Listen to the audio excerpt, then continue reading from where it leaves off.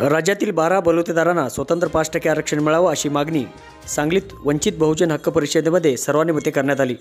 राज्यामध्ये मराठा समाज आणि ओबीसी समाज हा भाजपच्या वाटेवर असल्याचा आरोप यावेळी वंचित ओबीसी समाजाचे नेते बालाजी शिंदे यांनी केला।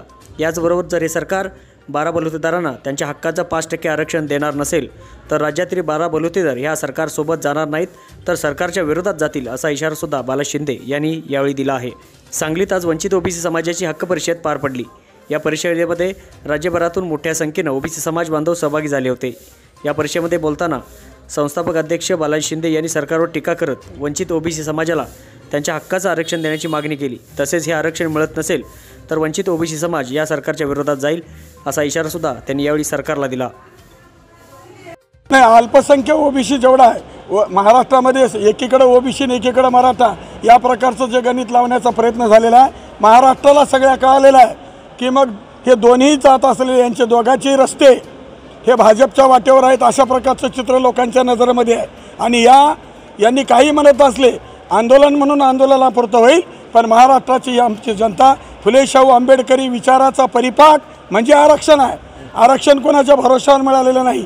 आरक्षणाचे समर्थक ज्याला आरक्षण पाहिजे आणि आरक्षणातले लोक या सरकारच्या बरोबर जाणार नाहीत आणि जर निर्णय आमच्यासारखे झाले नाहीत, सरकार आम्हाला मदत केलं नाही तर महाराष्ट्रभर अल्पसंख्य ओबीसी आम्ही सरकारच्या विरोधामध्ये मतदान करण्याचं आवाहन करू। वंचित ओबीसी बहुजन हक्क परिषदेच्या निमित्तानं महाराष्ट्रामध्ये येणाऱ्या भविष्य काळामध्ये 12 बलुतेदाराला स्वतंत्र 5% आरक्षण द्या, गाडगे महाराजांचा आर्थिक विकास महामंडळ स्थापन करा, सारथी आणि महाज्योतीच्या धर्तीवर 12 बलुतेदारासाठी विश्वकर्मा कौशल्य विकास जे आहे म्हणजे अशा प्रकारची एक संस्था निर्माण करा आणि या सगळ्या उपेक्षित उद्ध्वस्त घटकाला न्याय देण्यासाठी सरकारनं स्वतंत्र प्रोग्राम लावला पाहिजे, त्याचं नियोजन केलं पाहिजे, या प्रकारचा संकल्प केला।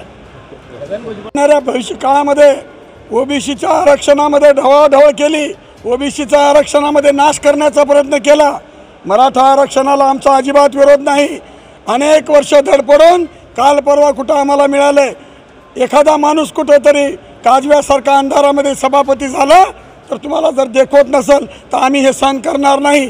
तुम्ही चुकीचा निर्णय घेऊ नका, ओबीसीमध्ये त्या ठिकाणी खालीवारी करू नका आणि काही भानगडी करायच्या असतील तर आम्हाला 12 बलुतेदाराला स्वतंत्र 5% आरक्षण द्या, तुम्हाला काय करायचं ते करत बसा।